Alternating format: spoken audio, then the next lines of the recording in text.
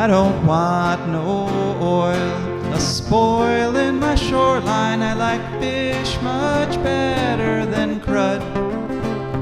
I like birds and things, a-creeping and crawling. Won't trade no more oil for blood. The sun done give us all we need to make this country run. But that black demon oil's got us fussing and fighting, and I do believe it's time we was done. I don't want them nukes run by them kooks who think radioactivity is fun. No more three-headed frogs or kids with leukemia. Nuclear power ain't fit for a dog. The sun done give us all we need to make this country run. But that nuclear power's got us fussing and fighting, and I do believe it's time we was done. No nukes!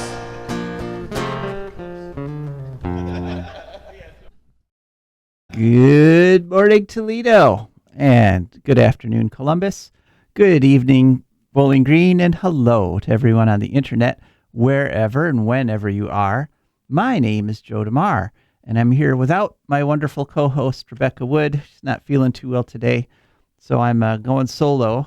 The only nice thing about it is I get to sit in the big chair, and those of you who watch the YouTube version will understand what I mean about that. But we still have a great show lined up for you today here on For a Green Future. For a Green Future is a show where we talk about ecology and the environment. And we talk about it in the ways that it affects you and your wealth, your health, your happiness, the wealth and health and happiness of your friends and your families and your coworkers and the people you pass on the street and folks at the festivals that we're having more and more of now that it's warming up here, and the people basically all around the world, because like it or not, all us people are here on the same wonderful planet called Earth. And as I said, it's a great show for you today. We're going to chat for just another 10 minutes or so here. And then we have a nice interview with a fellow named Dave Sweeney. And he called us all the way from Australia, where we talked last week about the amazing election results they had down there, defeating the super conservative parties by essentially standing firm against nuclear power. And he's going to detail for us just how that worked. Then we'll hear from our advertisers and patrons, to whom we are eternally grateful. And then it's ecological news from all around the world. And hopefully at some point during this hour, we'll hear from you, especially since we don't have Rebecca to provide any relief. So please, if you've been thinking about, I should give a call in one of these days, this is the week to do it, 877-909-1007. So here we are on Mother's Day, and a very happy Mother's Day to everybody who's listening, and everybody who's not listening too. You can tell them, Joe DeMare wished you a happy Mother's Day today. And I just wanted to say that in the environmental movement, mothers are essentially they're the backbone of the environmental movement. Every successful environmental group that you find, there's usually mothers that are involved trying to protect their children. And that's true with Love Canal over there in Western New York. There was a group of mothers who were concerned because their kids were all getting sick, and they got together and they changed the U.S. laws, and it changed the way we treat toxic waste in the United States. The TMI mothers, we've talked about them a lot, 3 Mile Island mothers.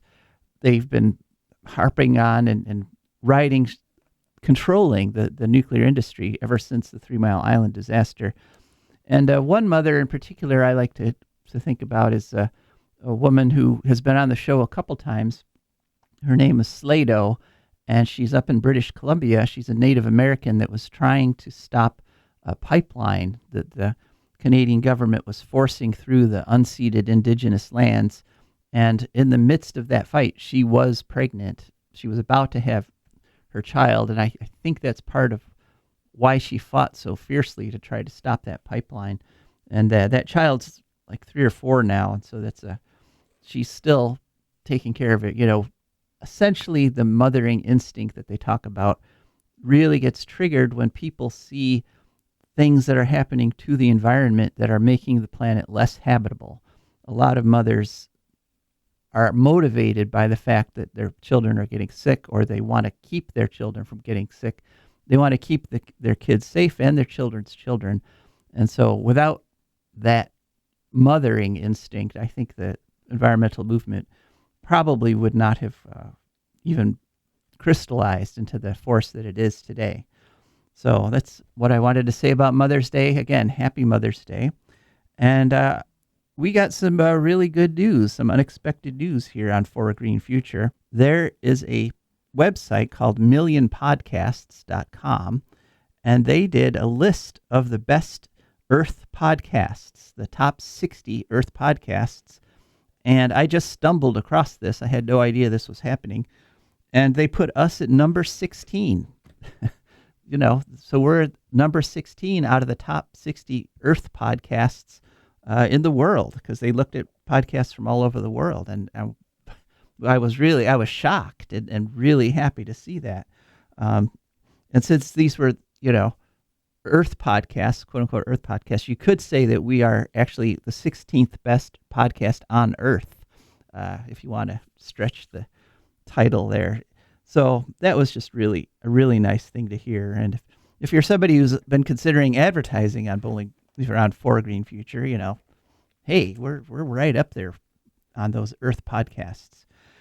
And one of the reasons I think over the years that we've basically gotten better and better at this and have been better able to represent environmental issues and to give you the information that you need, because there's so much information coming in all the time. Our job really is to kind of sift through and pick out the environmental stories that sort of encapsulate what's happening to the environment globally. And one of the things that we've picked up on, and one of the things we focused on for the past couple of weeks, were the elections down there in Australia.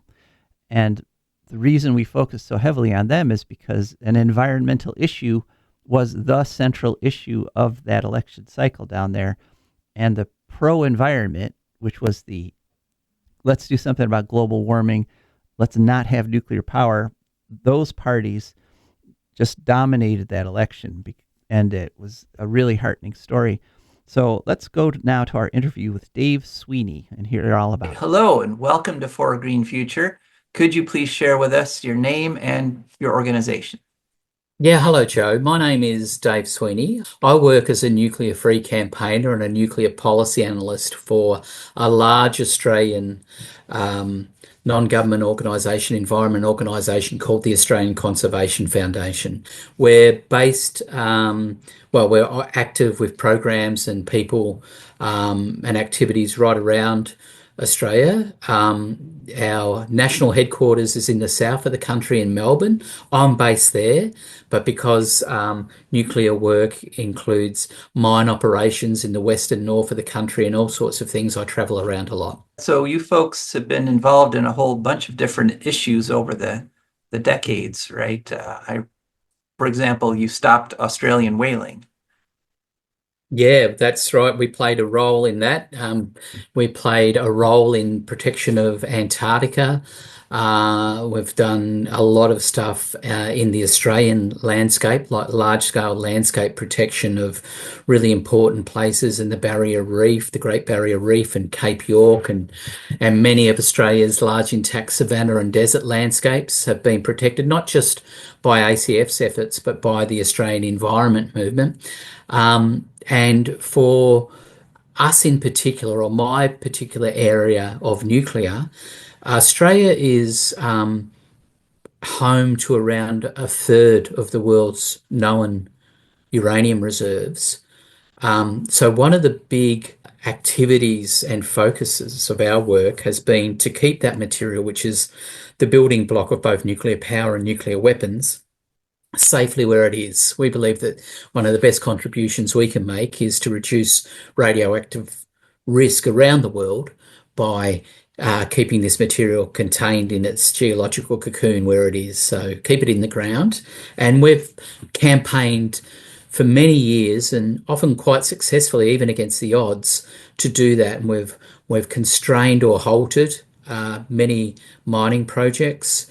We have worked with many Aboriginal communities to stop multiple attempts to dump national and international radioactive waste of all levels, low, intermediate, and high, because people see Australia as a large, politically, geologically stable country with a small population, and so they say it's a perfect place to store radioactive waste. And we have a very clear view and work very clearly with Aboriginal landholders that that is not. This is all of this country is special, all of it's important, and we consistently work to increase responsibility and urge responsibility and stewardship and scrutiny rather than out of mind, out of sight.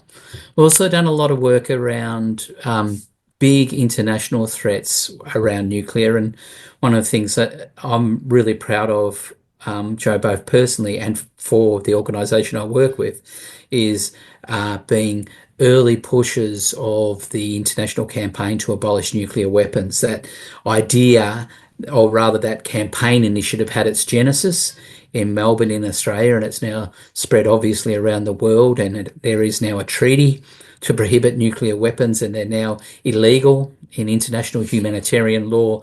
So really, it's really been a case of stepping out that saying that many of us who are ecologically minded, there's a couple of sayings that drive us, I think, and one is that think globally, act locally, and another one is that from little things, big things grow, and from little steps, long journeys commence and continue. And like, I'd like to think that some of the nuclear free work that we've done in this country has had those resonances around the world and helped cool the temperature and drop the radioactive risk a bit. We've just come, Joe, from a really intense period too. Like it seems to be the time of elections at the moment around the world. We've just had a national one where nuclear was a really major issue. And for the last 6 months, we've been on the road explaining to regional communities, rural communities, lots of people about the concerns and the risks of nuclear and why domestic nuclear power, which was being put forward by our Conservative coalition parties, why domestic nuclear power is not an appropriate energy response for Australia. We're a sunburnt, sun-blessed country, and we've got far better options than to follow down the nuclear path. And we've just had that election. There was a resounding nationwide turn against the coalition, and now as the entrails are being picked over by the political commentators, the word of nuclear politically toxic, nuclear desperately unpopular is coming up again and again. So that's really important, and we hope from here we can just embrace the positive and build up and show that, you know, a modern industrial economy can be based on renewable energy, and that can provide plentiful power in a way that literally doesn't cost the earth. Right. Australia has no commercial nuclear plants right now, right? You never have. No, that's right. We've had attempts by previous governments to build them. There was an attempt in the late 1960s, and concrete was poured. The slab was poured for a reactor on the south coast of New South Wales. But then there was a change of, not of government, but a change of Prime Minister, and the new Prime Minister saw the sums and went, we're not going down that path. There was another attempt in 2006-7. We had a Conservative Prime Minister called John Howard, and he appointed a pretty conservative group of business people and energy advisors to explore a role for domestic nuclear power in Australia. And they came back, this is 2007, and said, we need to build 20 reactors by 2050.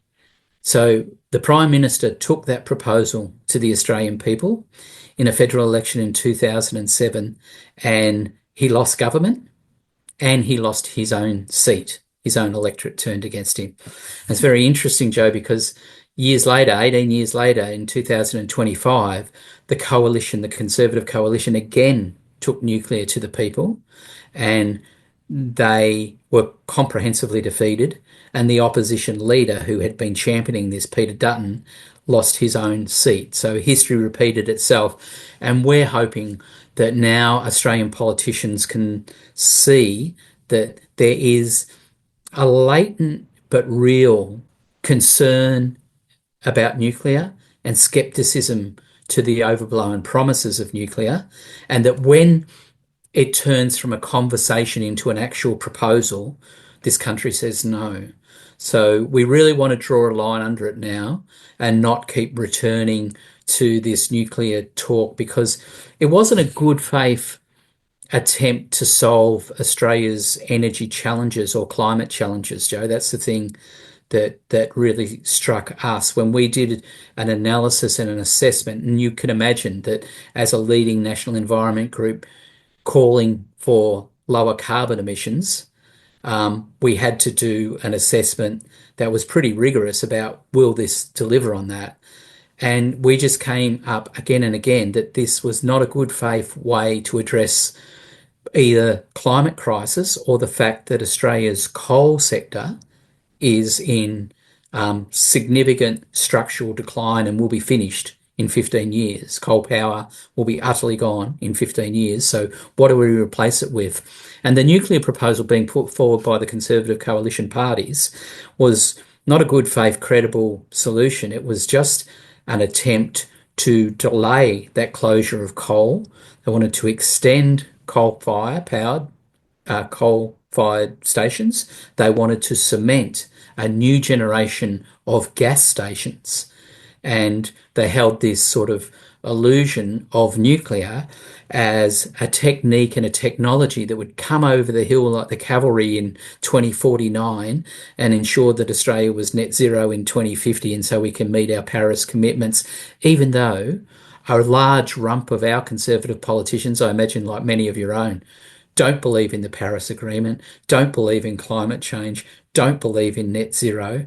And it's just, drill baby drill, burn baby burn. So we worked really hard to contest that this was not a credible solution. And what we actually need is the swift and the speedy and the sensible rollout of renewables, back it up with pumped hydro and storage, get efficient and get going. And you folks are actually making great strides in those areas right now without nuclear power. South Australia, I think, is one of the examples for the world of a large grid that is going very heavily into wind and solar. In fact, aren't they predicting that they'll be 100% net zero by 2027 in just 2 years? Yeah, it's quite an extraordinary story, Joe, and you're absolutely right. And I'm pleased to hear that that story is having ripples around the world, because it should, and it's a good news story. Like, if you look just to the start of this century, renewables in our country, like I imagine they were in many, were seen as a bit of a bespoke thing. It was a little bit like, something that might run the farmers market, or a few hippies in a remote location, or a community school where you paid over the odds just to say that we had used the sun. It was seen as a niche feel-good sector. And in 20 or 30 years, we have moved from that sort of dismissive, derogatory approach to renewable energies to seeing that these things are genuine, serious heavy lifters for an industrial economy and for multiple people using multiple appliances in large, densely populated urban centres. And it's a great shift. You mentioned South Australia. Yes, they're 75% renewable powered today. And I'm not sure if it's 27 or 30, but in the next 5 years, they're looking at 100%, and they're right on track. In Tasmania, which is the island state, the southern island at the bottom of Australia, Tasmania is 100% renewable. Now, largely that's because it's blessed with hydro resources, but it's 100% renewable. The ACT, the small, like your DC, like your Washington DC, the small administrative centre that's our national capital, it's 100% renewable. And nationally today, Australia is 45% renewable, our country. And one of the things that was really interesting, Joe, in the last 6 months of traveling around and speaking and being at all these little community meetings where people say, oh, it's so ridiculous. When the coal goes, we'll be in the dark, we'll have no thing, the fridge will defrost, like ruin will be upon us. And I would say to people, we're actually north of 40% now in Australia. Over 4 out of every 10 of every switch that you switch comes from wind or sun. And they're like, it does not, don't be stupid. And then you quietly work through that. And it was a transformative moment. You know, you could see people's eyes light up. You could see people say, my God, this is incredible. Um, and it was a real moment that saw the conversations shift a little bit because that sort of fear, you know, the ship is sinking, we've got to throw things overboard, we've got to do something, turned into really 40% already. And you reckon we could get to 60, 80? And then it was interesting because the argument then became, or the conversation then became, well, you know, that the hardest part's that last part with any journey. You know, Mhm. you're tired by the time you get there, the low-hanging fruit's gone. So then the conversation shifted from, oh my God, we need nuclear or else the lights will go out, into what are we going to use for the last 10%? How do you do the last 10%? And once you're talking about how do you get from 90 to 100, you've Mhm. won the conversation. You haven't won the issue. You haven't generated the power. You haven't done that yet in a way that's been, you know, kind and consistent with natural protection and regional employment and everything else. It's the challenge is still there. But the biggest obstacle to the challenge that you've removed is people's fear that we're doing nothing and people's block that this stuff can't work. So every time I see those figures inch up and sometimes jump up, Joe, like you mentioned about South Australia, it's like a sense of, yeah, we are on this journey. And now what we're really keen to see is they threw everything at us, the pro-nuclear lobby at this election. They campaigned hard with big money and some questionable tactics, and they threw everything at us. And we were able collectively, trade unions, labour groups, regional communities, energy groups, state governments, provincial governments, community organisations and civil society groups collectively were able to make enough of the shield wall, Joe, that we could hold that tide back. We pushed it back. And so what I'm seeing now is that we haven't won, but what we've done is we've created ourselves the space to win. And our job now is to we have 3-year federal terms here. There's already rump members of the coalition saying nuclear, we've got to prosecute it. We will continue to hold that dream. We have bought ourselves some time to make those sort of planet damaging alternatives of continued fossils or introducing greenfield nuclear to make them completely untenable in Australia, not just because they're ideologically untenable, but because they're unnecessary, because our nation has embraced and is running on renewables. We've been following the Australian elections just because nuclear was such a central issue. And it seemed to me, observing, what I could from afar, that kind of what happened politically was that the coalition's claims about nuclear basically fell apart under constant pushback with fact, which is, incredibly refreshing.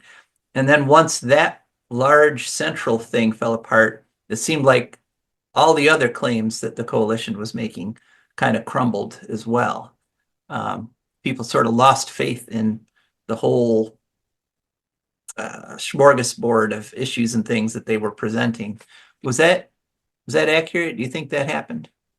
Oh, you preface that by saying you've been watching from afar. Well, I think your assessment and analysis of what happened, you could have been right in the lounge room watching from very close because that is precisely what happened. In June 2024, the Conservative Coalition came out and announced we are going to build multiple reactors at 7 former closed or closing coal-powered sites across Australia. And it was a big announcement and they went for a sort of king hit, knock it out of the park, we're bold, visionary sort of approach. And people went, oh, that's interesting. Tell us more. And there was no more to tell. They had lots of adjectives, but they had very little fine print. And when they were criticized or questioned, their response was that that wasn't a legitimate critique or a valid question. It was that you're woke, you're hostile, you're fear-filled, you're in the pay of the renewable sector. From day one, they were full of bluster. Day two, they were offensive, defensive, and offensive. And they refused to answer questions. It took months to get costings out. And when the costings came, they were very, very partial and very contested. People ask consistently, where does the water come from? Where does the waste go to? No answers on those fundamental issues. This is a very dry continent. And as you know, Joe, like nuclear is the thirstiest energy source. We suffer routine droughts here. It's a big deal.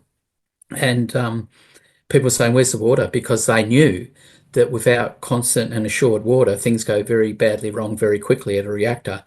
And there was mixed messages. Some members of the government said, we'll make those assessments in government. The leader of the opposition said, we've already done the sums, it all adds up, there's enough, we're good to go. So there was this very mixed messages that were coming. There were questions on all sorts of issues about what this would mean on the impact on rooftop solar. There's 4 million Australian homes with rooftop solar. There was a lot of concern that it would switch off rooftop solar in order to knock it out of the grid in order to have baseload nuclear. There was all of these questions about regional employment, about waste, about insurance and the fact that no Australian insurance company would cover nuclear or radiological incident. Who covers our house if something goes wrong? When we asked that question, we were told we were scaremongers and how dare we frighten householders. We said, we're not. We're just asking, is that going to be a new cost for the government? Are you going, if something goes wrong? And it was almost as if because it's Australia, nothing could go wrong. As if all of the global experience of countries that have established nuclear sectors for decades and have experienced complexity and trouble, or even like massive disruption and impact like at Fukushima, was just dismissed. It was like, no, because this is Australia and we're doing it, it'll all be fresh and modern and good. And nothing can happen like that. And that, as you say, really started to erode people's confidence, and people, not the usual suspects, started to ask questions. And you saw it in polling where people said that, you know, they wished that there was more detail, or they were concerned that this was a blank check, a never-ending amount of money. And there was a very interesting thing too, Joe, because the Australian energy utilities, the generators, the transmitters, the retailers, none of those large companies, not one, wanted to touch nuclear. Their sites were threatened with compulsory acquisition by the government. The Australian Energy Market Operator said that nuclear was not the appropriate power source. Our leading science advisory group, the CSIRO, does modelling every year called GenCost, generating cost. It models all options for electricity generation in Australia for 8 years in a row, including this year. They put nuclear as the slowest and the most expensive new electricity generating source. And these are not left-wing groups. This isn't my organisation, the Australian Conservation Foundation, or Friends of the Earth, or Greenpeace, or the Sierra Club. This isn't any of that. This is the energy companies, the energy market operator, and the nation's premier science body saying it doesn't make sense. And they were lumped into the same camp and treated with the same disrespect as civil society voices were in the way the want-to-be government, the opposition, presented and responded to their critique.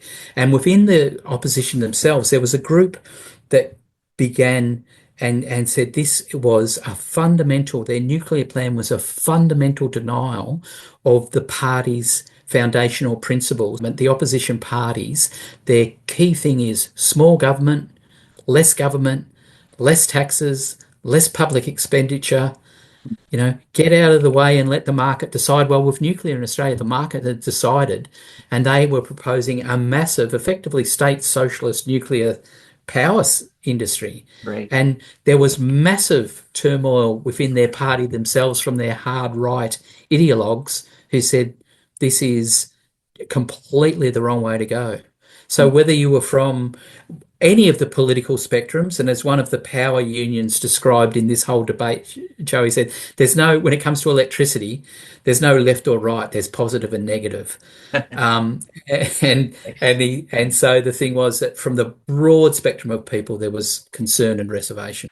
Anything you'd like to add? Yeah, just quickly, and thanks for the opportunity. It's great to speak, but I'd really, one of the take-home messages for us is the importance of, we're in an age of disinformation, of misinformation, of barrages of material.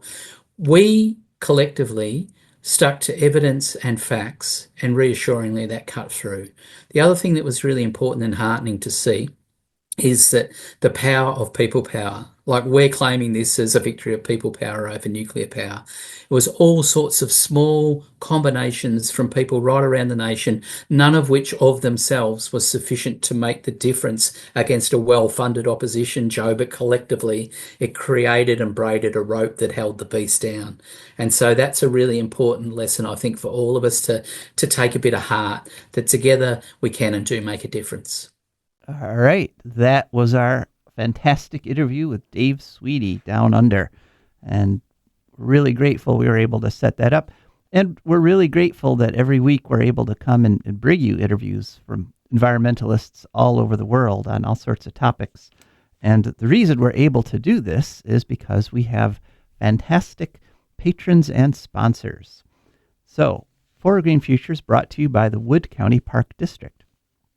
Imagine a place where nature meets adventure, where you can climb, paddle, fish, and explore. That place, it's right here in Wood County. The Wood County Park District is here to protect, preserve, and inspire. We conserve natural and cultural treasures so you can enjoy the outdoors like never before.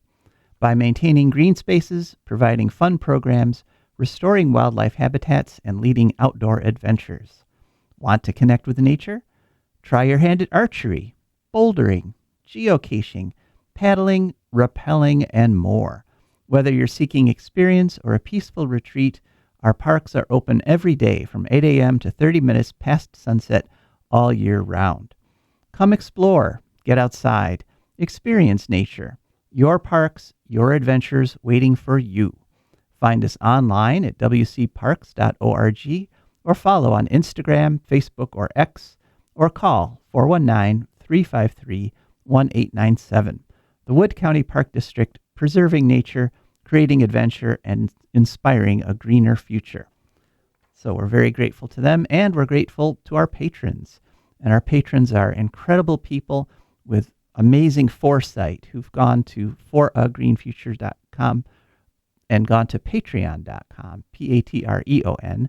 There, they searched for a Green Future. Up popped our amazing Patreon page. They scrolled down through and found a level of membership that matched their budget. We don't want anybody to suffer. I mean, if you're willing to suffer, that's, your choice. But they picked a level that matched their budget, and now every month a little bit comes out of their accounts, comes over to us, and that's how we can afford to keep this show on the air. So thank you once again to our patrons. And just a sort of a interview note, those who listen to the show regularly know that there's a huge data center going in Wood County, just north of Bowling Green. And I actually tried to get an interview with Meta, the company that owns Facebook, the company that's putting in this data center. And to my shock and amazement, they responded to my email with their own email saying, well, we won't give you an interview, but we'll answer any questions you may have. And I was like, great. So I sent them a list of questions asking about what the power source for their new data center was going to be. And that was 2 weeks ago. So I'm still giving them some more time. They may still respond to me. But so far, I have not gotten a response. So I'm going to be looking very carefully at my email. And hopefully by next week, I'll be able to give you some news about that. Okay, on to ecological news. And our first story is basically a national story, and it's kind of good news. We've reported before about how Trump has suspended all offshore wind development in the U.S. At the same time that he declared an energy emergency, saying, "Oh, we need more energy," he has banned offshore wind, which for many countries, like the UK, offshore wind is actually now their largest supplier of electricity. So it's a very practical, very inexpensive form of energy that can supply enough power to run a country easily.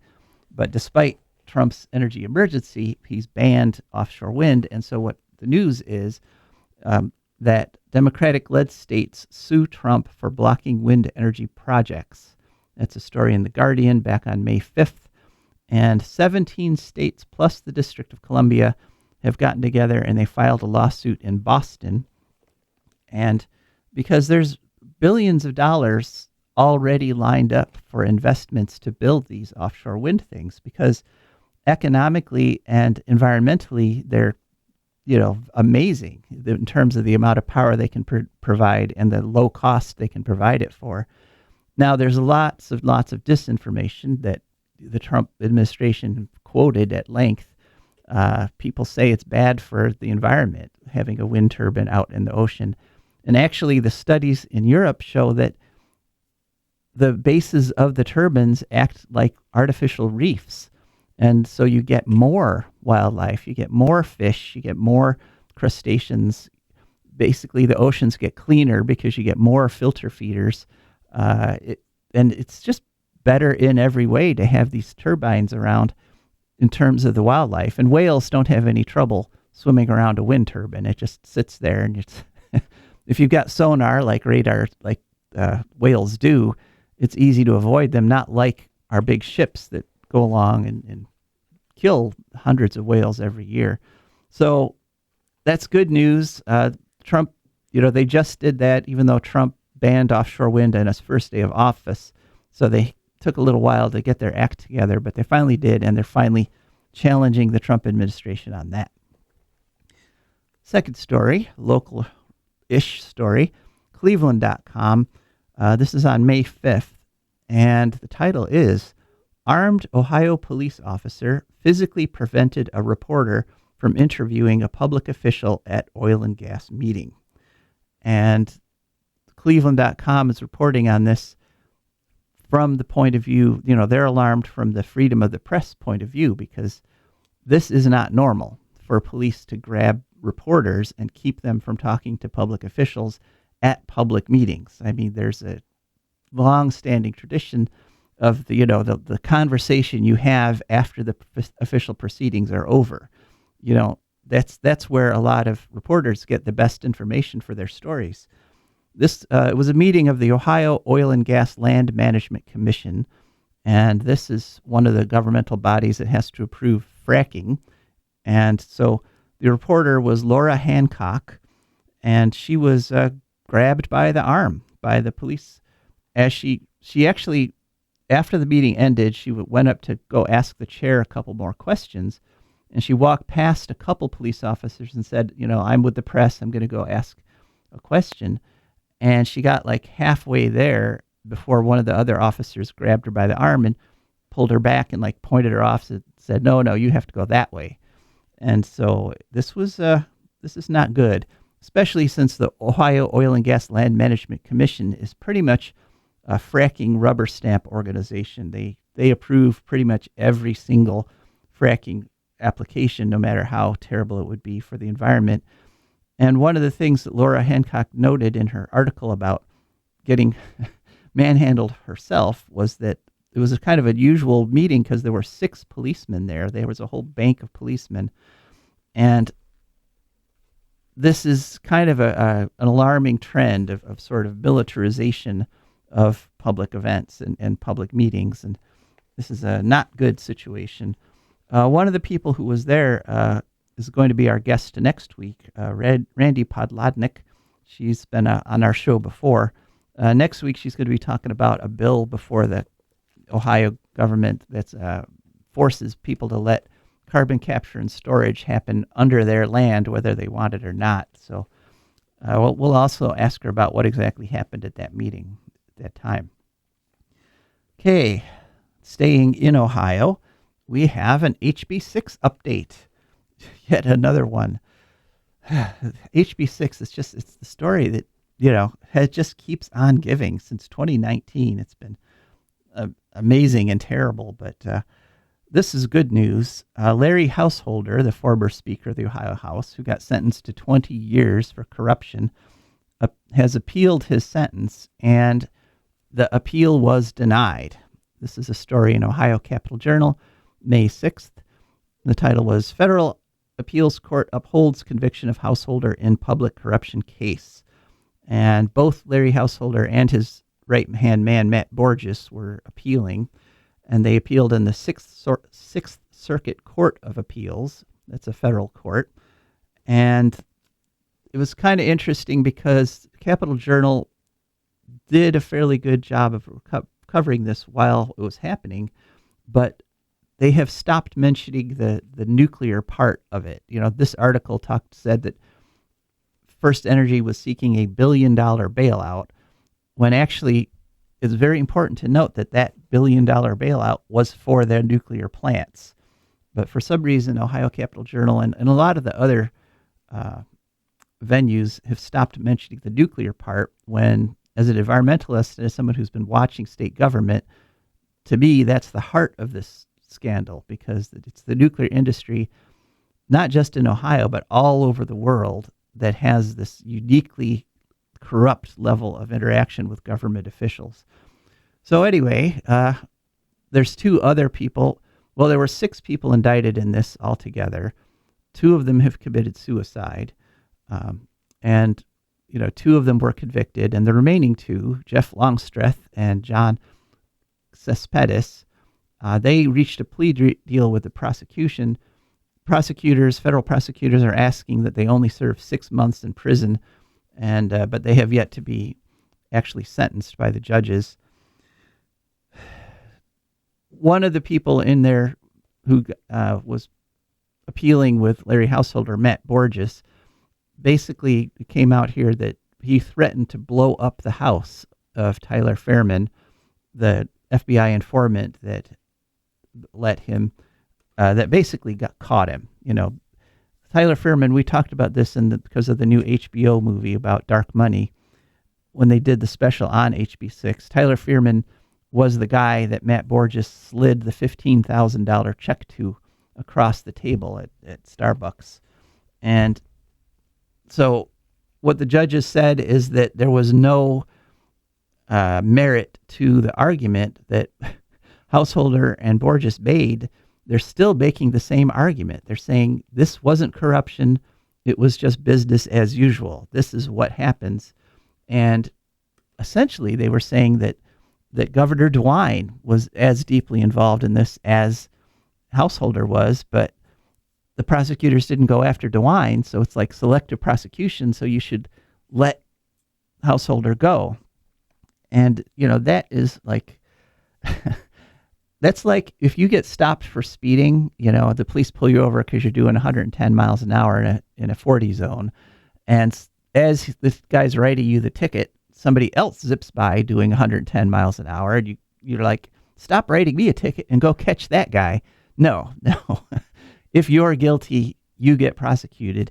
And yeah, I actually agree with Householder in that if other government officials were complicit in this conspiracy, they should also get convicted, even if it's the governor. And so I would advise, I'm no legal guy, but I would advise Householder, if you really want to make a difference, go to the FBI, do what Tyler Fairman did, and give them the evidence they need to convict Mike DeWine. That would be really something. If this is all allegedly, this is what Householder's saying. So I'm not saying that this is true. I'm just saying if it's true, that's what householders should do. So, Trump stories. And there's so many of these. I'm just going to, from here on out, I'm just going to call this the Trump section, because there's going to be every week he does something terrible. This was a story, I actually missed this. It was back in February. This is a story from the NRDC website, National Resources Defense Council website. Trump is trying to reverse the endangerment finding. And the endangerment finding is what the EPA, after huge studies, after years and years of studies and looking at all the scientific information, they decided that global warming is real, dangerous, and caused by human-made pollution. And so that's the basis for all the EPA regulations on carbon. And so Lee Zeldin, the current chair, the oil executive who's running the EPA now, he is trying to overturn that 2009 endangerment decision. And it's going to be quite a difficult task for him, because since 2009, all the evidence has been in support of that decision as opposed to opposite it, or as opposed in opposition to it. And so we'll see if he succeeds. But if he does succeed, that gets rid of all kinds of rules and regulations for cars, trucks, power plants, airplanes, and pretty much anything that can emit carbon. So let's hope he fails miserably, because our future depends on it. And the next Trump story, and I think it's kind of a good idea to limit it to 2 a week. This is a story that was covered by Earth Justice on their website. And right now, there are 7 days left to make comments on the Federal Wildlife Service is proposing to allow trophy hunting of grizzly bears. So there are only 1,500 grizzly bears in the entire lower 48 states, and they cover, now they're about 4% of their original range. And estimates are that before we started killing them all off, there were like 50,000 grizzly bears in the lower 48. And so to take a population that's at roughly a 40th of their healthy population numbers, and then add trophy hunting on top of that, and it's a surefire recipe for extinction. I mean, we've seen that over and over again. And so the Trump administration is thinking about essentially allowing grizzly bears to go extinct. And this is part of their process. It's a 2-pronged attack.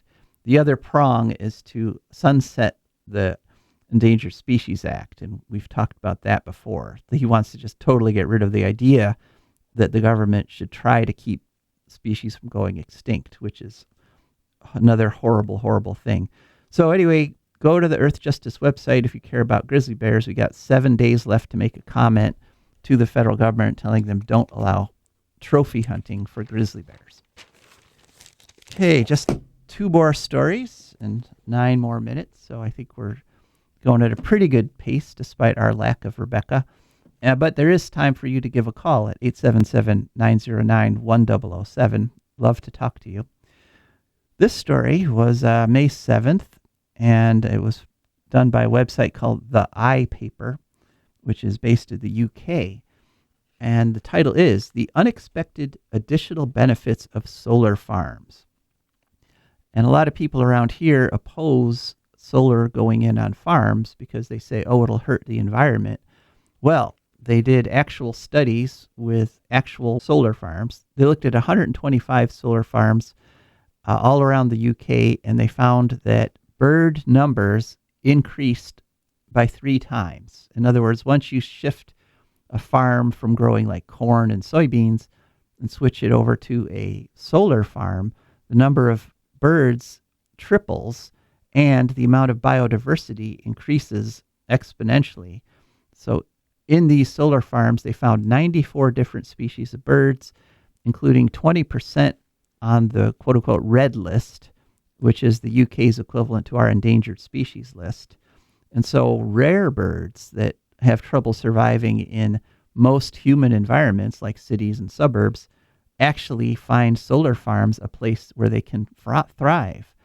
And part of the reason for that is in addition to birds, there's a huge increase in the number of butterflies, bumblebees, and mammals, small mammals like shrews that birds eat, and larger mammals like deer and hare. This was a study done by Cambridge University. And so what the actual numbers show, despite what people who oppose solar farms say, is that solar farms are good for the environment and they increase the healthiness of an ecosystem more than quote unquote traditional farming. And the article also makes a point that a lot of farms are able to both have the solar panels and farm underneath them, raising things like sheep or goats and raising crops that don't need to be super tall like corn. And so if you take all these things into account, plus the stability that the income provides to the farmers has been very essential in a lot of U.S. farms to keep the farms from going under.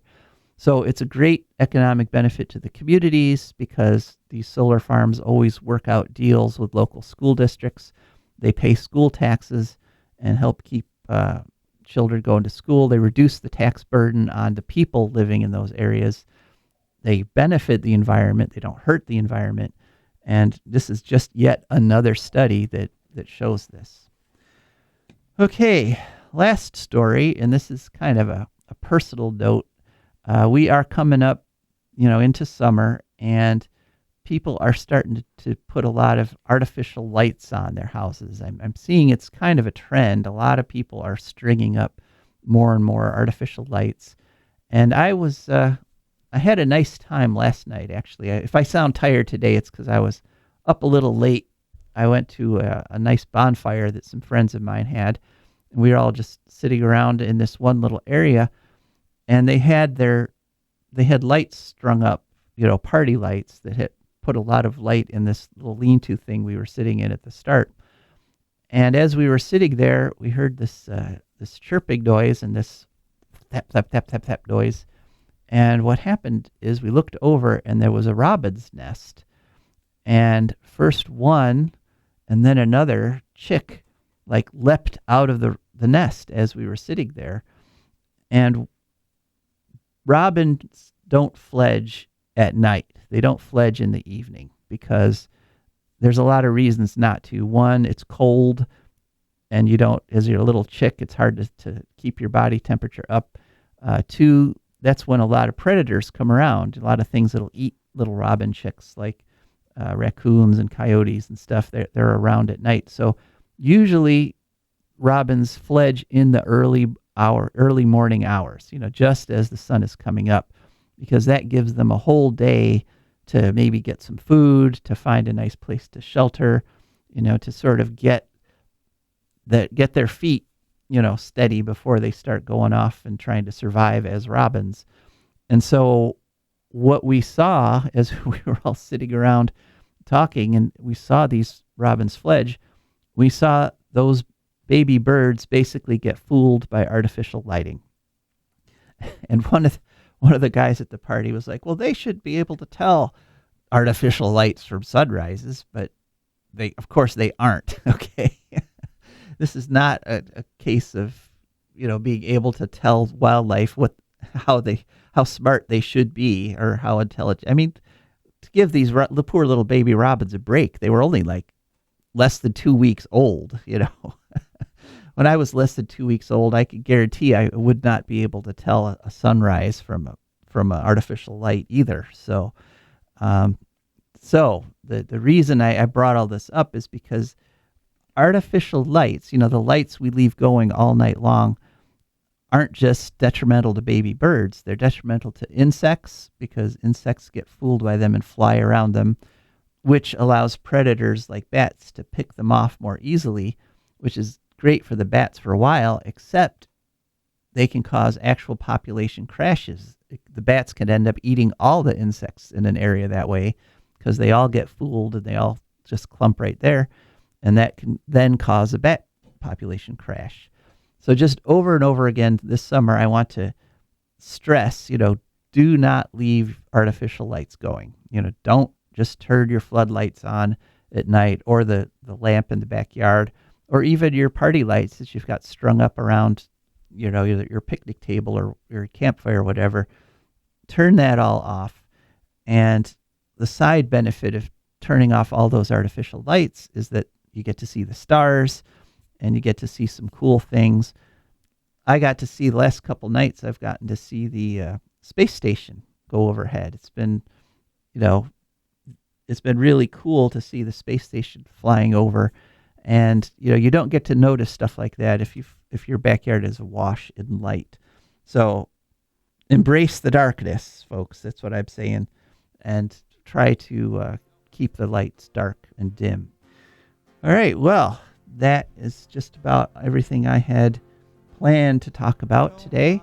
And once again, this is Mother's Day. So happy Mother's Day. Thank you all to any mothers that are listening to this show. We really appreciate your patronage. And if you like, you can go to patreon.com and get a Patreon patronage and put it in your mother's name and tell her, I'm helping you in your name. I'm helping create a green future. Well, that's it for this show. Joe DeMare, host of For a Green Future, signing off.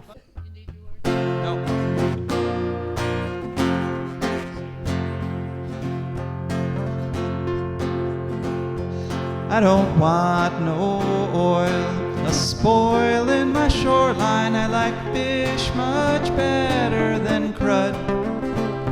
I like birds and things a-creeping and crawling. Won't trade no more oil for blood. The sun done give us all we need to make this country run. But that black demon oil's got us fussing and fighting, and I do believe it's time we was done. I don't want them nukes run by them kooks who think radioactivity is fun. No more three-headed frogs or kids with leukemia. Nuclear power ain't fit for a dog. The sun done give us all we need to make this country run. But that nuclear power's got us fussing and fighting, and I do believe it's time we was done. No nuclear